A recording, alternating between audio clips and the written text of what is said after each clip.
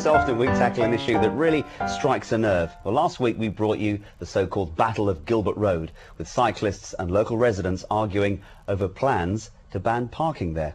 A local issue that brought a huge response. But when Kim Riley tried to reflect your opinions, some pro-cyclist, some most definitely anti, it landed him in hot water. Kim has been back to where it all began. I'm in Gilbert Road, Cambridge, and I'm keeping my head down because my report on Thursday set the cycling websites buzzing with disapproval. The complaints are still flooding in. Let's give you a flavour. Dr. Tony Raven, appalled by the standard of reporting. It's Paul Walker, spectacularly poor and offensive garbage. Edward Buckley, a truly dreadful news article.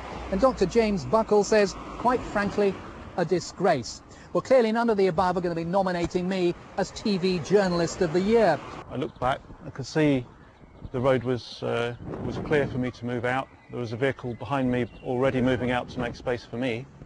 And as I passed a parked car, the vehicle that was passing me hit me from behind. Paul escaped with minor cuts and bruises, the two car drivers both questioned by police. It's what followed that angered many of you. Lloyd Haley from Bedford says if they want to use the road and have dedicated cycle paths, why don't cyclists pay road tax? Many of you pointed out road tax as such doesn't exist. It was abolished in 1937 by Winston Churchill, no less.